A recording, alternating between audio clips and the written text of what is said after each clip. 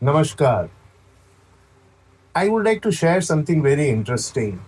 That is, what is holistic healing or what is holistic impact? You know, holistic is not holistic healing, also is not, therapies, different therapies of healing. In fact, the holistic word, I think the language English has got certain limitations. Hindi में या संस्कृत में एक बहुत ही अच्छा शब्द है जिसे हम स्वास्थ्य बोलते हैं. स्वास्थ्य जो शब्द है वो एक्चुअली होलिस्टिक को ट्रू सेंस में डिस्क्राइब करता है, क्योंकि स्वास्थ्य ये भी बताता है आपको. जब आप बोलते हो कि आप स्वस्थ हो तो आप सिर्फ बॉडी तक नहीं बल्कि एनर्जी को लेके, आपके स्टार्स को लेके, आपकी लाइफस्टाइल को लेके आप स्वस्थ हो, यही वो चीज दर्शाने की कोशिश करता है. कहीं ना कहीं इंग्लिश में, because of the language, because of the kind of explorations that are there in it, there is a limitations. लेकिन होलिस्टिक का एक्चुअल मतलब ये है कि हम at all levels, at physical level, at energy level, even at planetary level, we are balanced. And I am now trying to explore this and how they are all energies and how they can be balanced. So in this process, I am trying to communicate, I am trying to interact with people. Like in my previous few reels and episodes, I have talked with an astrologer, and there you have beautifully seen how energy plays an important role cohesively, be it healing, be it therapies, or be it astrology. Similarly, now I'm going to talk and explore of holistic in a different angle from the point of view of Ayurveda. We all know the beauty and the impact that Ayurveda can have on our lives. And I have Dr. Chandan Banwade, who is an Ayurvedic doctor and a diabetes specialist. And he runs a beautiful clinic where he is taking care of diabetes, which is, a very common disease today. And he has a beautiful process called DiabCure, where he heals people just by advising, just by bringing in changes in their diets, and if necessary, only and only if necessary, providing them the very minimal medication. With that, he's been successfully able to cure a lot of people.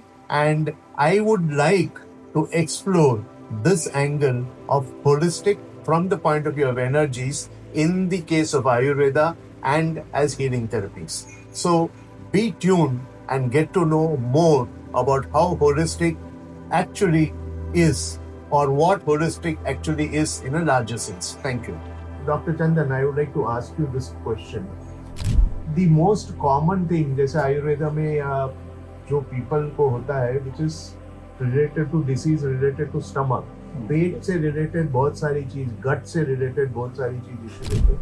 तो आप Ayurvedic angle से इसको बता सकते हैं कि ये क्यों होता है और इसका क्या क्योर है? तो आयुर्वेदा में डिसीज होने के 3 रीजन बोले हैं मोटे मोटे.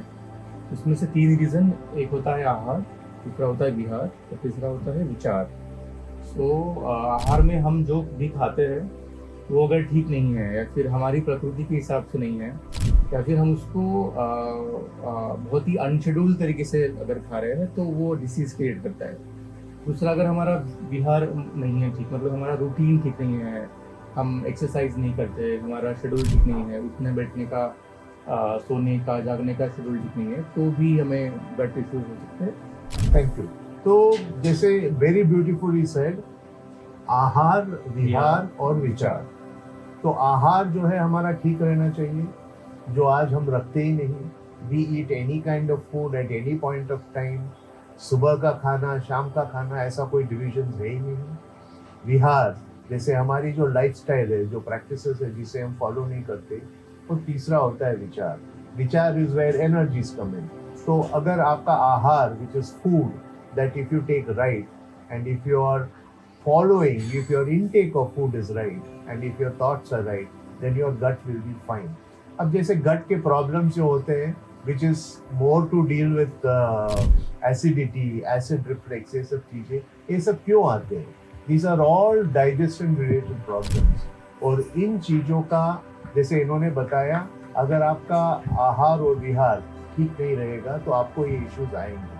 There is one more interesting thing. अब मैं आपको बताता हूँ विचार से कैसे आते हैं. तो अगर आपके पास डर है, अगर if you have self confidence issues, if you have traumas, then you will have issues that are related to gut.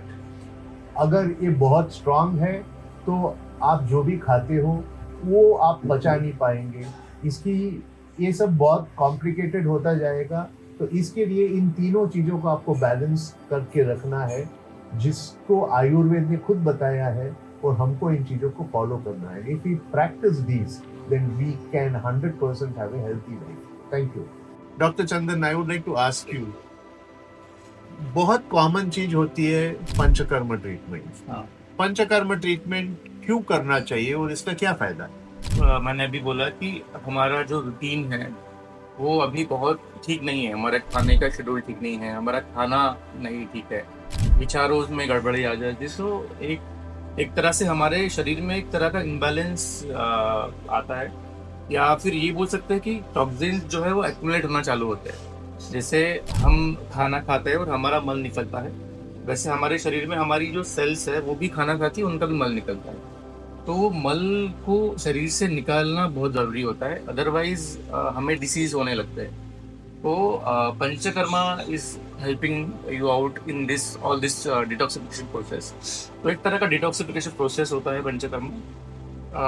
कैसे हम लोग इसको डिटॉक्सिफाई करते हैं? तो बेसिकली हमारी बॉडी में नेचुरल ऑरिफिस ही होते हैं जहाँ से मल बाहर निकलता है। तो एक एनल रूट है, एक मुंह सलावेशन से, एक नोस्ट्रिल से निकलता है, दूसरा स्किन होता है जहाँ से पसीना निकलता है।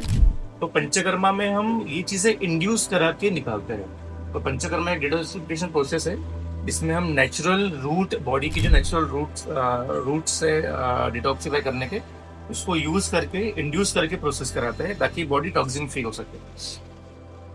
फैंटास्टिक।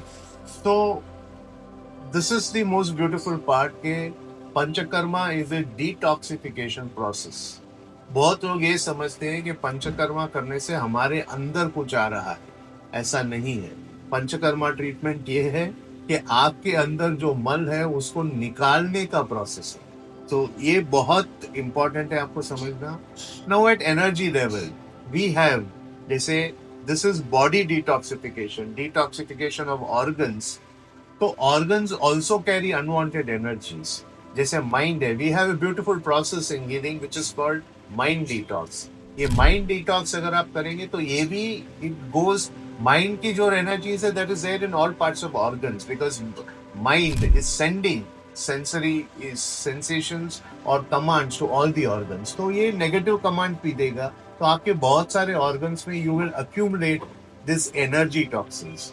अगर आप पंचकर्मा ट्रीटमेंट करते हैं तो along with the body physical toxins, you are also releasing the energy toxins. Now understand this, कि if you do both the processes together, आपने पंचकर्मा कराया और माइंड डिटॉक्स कराया, आपने माइंड डिटॉक्स करवाया और पंचकर्मा कराया, तो आप एक लिंक देख सकते हैं कि इन दोनों को अगर साथ में किया जाए और एक के बाद दूसरा या दूसरे के बाद एक किया जाए, तो how beautifully you will detox your not only the body but the mind also. जो अनवांटेड एनर्जीज आपके अंदर रहेगी, फिजिकली, मेंटली, स्पिरिचुअली, इमोशनली, ये सारी निकल जाएगी। So that is the beauty of following the holistic process. Thank you.